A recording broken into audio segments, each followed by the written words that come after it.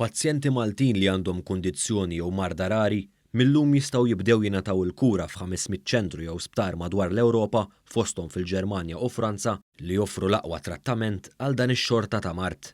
Dan tħabbar f'konferenza tal-aħbarijiet li matula l-isptar Mater Dei ġie ċertifikat bħala Ċentru Nazzjonali ta' Koordinazzjoni u ssieħeb fil-European Reference Network.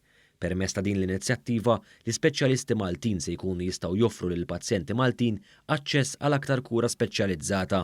Dr. Miriam Dalmas, membru fih dan il-Kummissjoni tal-European Reference Network, spjegat li l-pazjenti Maltin jistgħu jmorru f'dawn iċ-ċentri u sptarijiet wara li jiġu riferuti mit-tobba tagħhom. Tobba jkunu raw daw il-każijiet iżjed frekwenti milli jistgħu jaraw it-tobba f'Malta u f'pajjiżi żgħar li każijiet huma rari, allura f'Malta huma rari iżjed.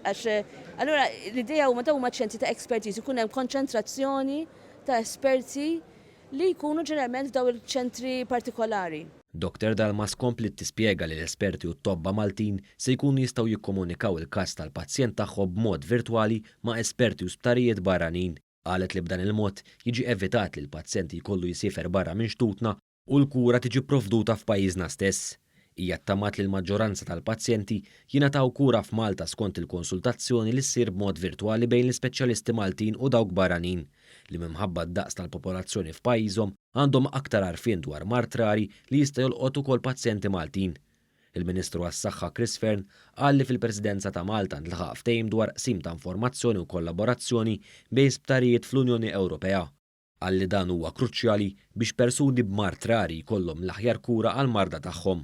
Huwa faħħar dan il-pass importanti li qal li se jpoġġi lill-isptar Mater Dei fuq il-mappa tal-aqwa sptarijiet fl-Ewropa. Permezz ta' din l-inizjattiva, issa t-tobba ta' Mater Dei ħajkunu jistgħu jagħmlu kuntatt mal-aqwa sptarijiet fl-Ewropa u jekk ikun hemm bżonn jibgħatu l-pazjenti tagħna fl-aqwa sptarijiet fl-Ewropa kollha. Iċ-Chairperson tal-Alleanza Nazzjonali tal-Mart Rari, is-Sinjura Michelle Muscat, saħqet li dan iċ-ċertifikat huwa prova tax-xogħol kontinwu tal-Alleanza u l-Gvern. Marda rari, ġifieri il-riċerka għatem bżonn ħafna ta' riċerka, għatem bżonn ħafna ta' informazzjoni, mhux qed ngħidu li qed ħanatu kollox lin-nies, din hija pass wieħed il-qudiem, imma pass importanti ħafna. Is-Sinjura Muscat tennit l-appell tagħha għal aktar riċerka sabiex tkompli titjib il-kura għal mart rari li f'pajjiżna jolqot madwar 25,000 ruħ.